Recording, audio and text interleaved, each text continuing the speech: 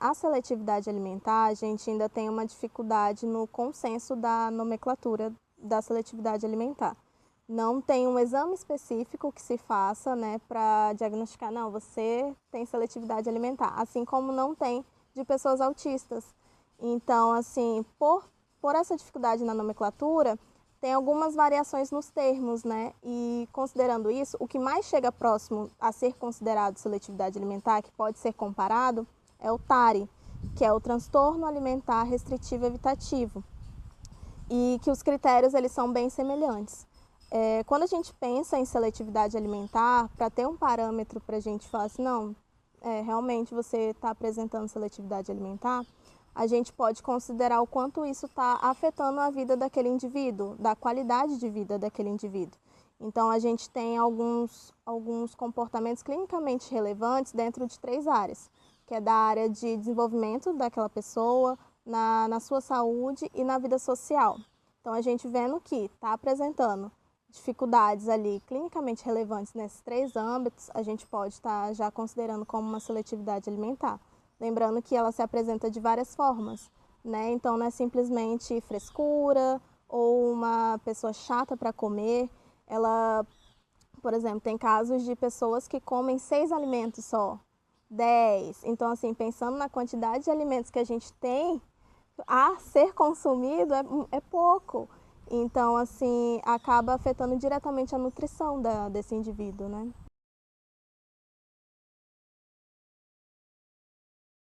Quando a gente pensa na seletividade alimentar com as pessoas dentro do espectro, chegam a ter estudos falando que 90% dos autistas, eles podem apresentar algumas questões alimentares, né?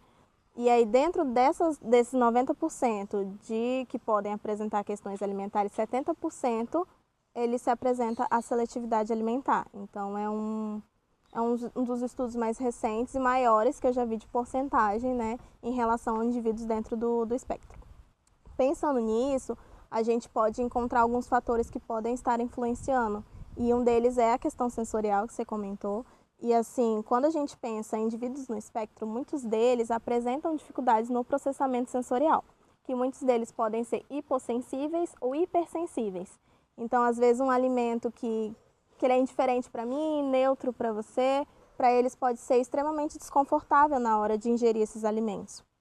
E fora isso, muitos autistas eles podem apresentar comportamentos mais rígidos, que a gente chama ali de inflexíveis também, e que acabam influenciando dentro da seletividade alimentar. Fora as questões médicas também, né, que podem ser alterações gastrointestinais, alterações no tônus muscular, né, orofacial, alergias, intolerância, e enfim, dentro desse contexto acaba influenciando um pouquinho. E assim, quando a gente fala de alterações no tônus muscular, um dos segundos que assim, dizem que dentro dos fatores da seletividade alimentar, um dos que mais influencia é o tônus muscular, que é por isso que é tão importante a fonoaudióloga estar dentro desse processo, porque às vezes o que pode estar influenciando na seletividade alimentar é que essa criança ela não consegue mastigar o alimento, não consegue deglutir o alimento. Então, quando a gente pensa numa intervenção para alimentação, a gente precisa ter o aval do fonoaudiólogo também, porque às vezes esse processo aí a gente não tem como inserir um alimento sendo que a criança não consegue nem mastigar ainda, entende?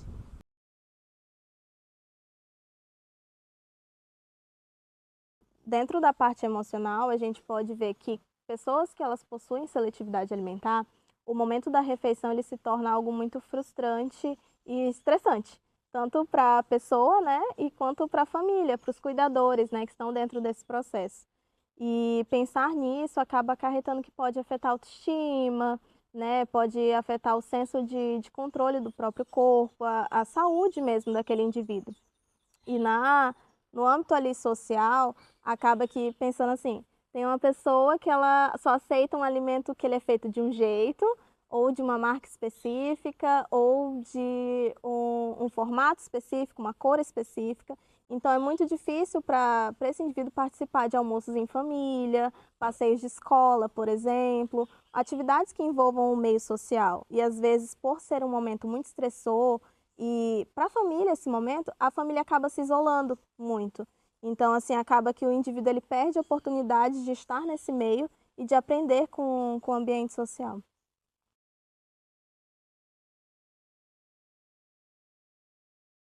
Dentro da faixa ali dos 2 a 3 anos, é normal que a criança ela se apresente mais seletiva.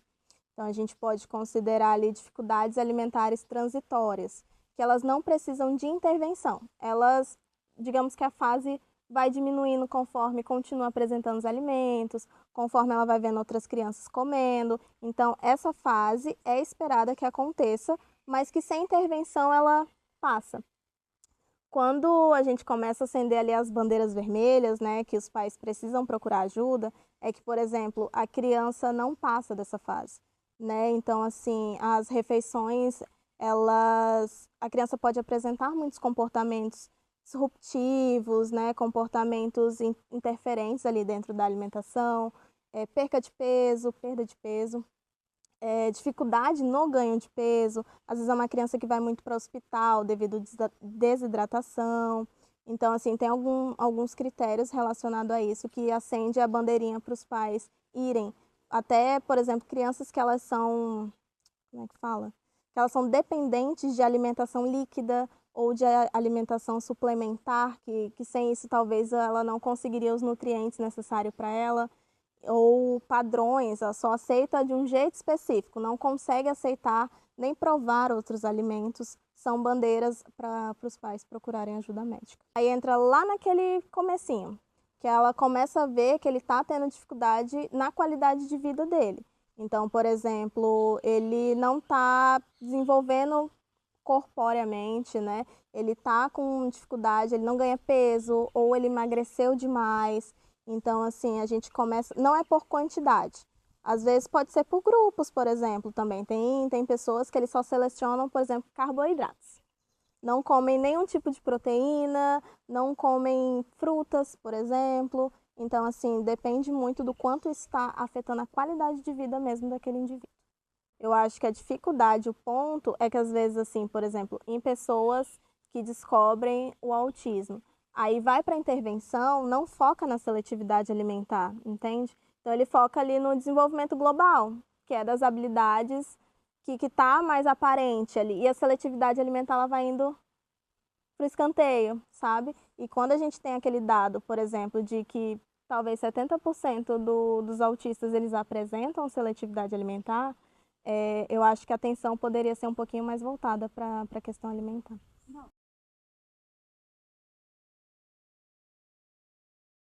Essa é aquela clássica de psicólogo, depende. É porque assim, tem muitas estratégias dentro da minha área, que é a análise do comportamento. Dentro da análise do comportamento tem muitas estratégias, mas ela depende muito de cada caso. A alimentação, ela é como se fosse uma cadeia alimentar muito complexa. Então, vai depender de indivíduo para indivíduo, da forma que ela está se apresentando, né? Então, ela precisa ser feita primeiro uma avaliação individualizada do sujeito, né? Para aí sim eles traçarem os caminhos e qual estratégia se encaixa dentro do que ele está apresentando ali, entendeu?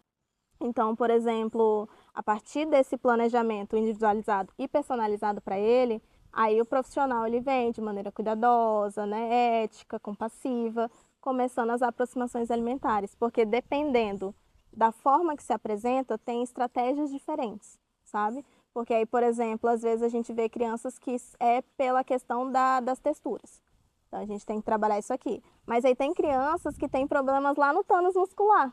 Então não é só a gente chegar com o alimento, sendo que ele não vai conseguir ingerir, entende? Então depende de cada caso e a partir disso pensar as estratégias. Como eu tinha falado, né, por ser um comportamento bem amplo, né, o comportamento alimentar, o psicólogo ele vem avaliando essa cadeia, o que pode estar influenciando ali para se estar nesse quadro de seletividade alimentar. Então ele chega, ele avalia, ele cria estratégias, ele aplica as estratégias, né? Ele treina a família.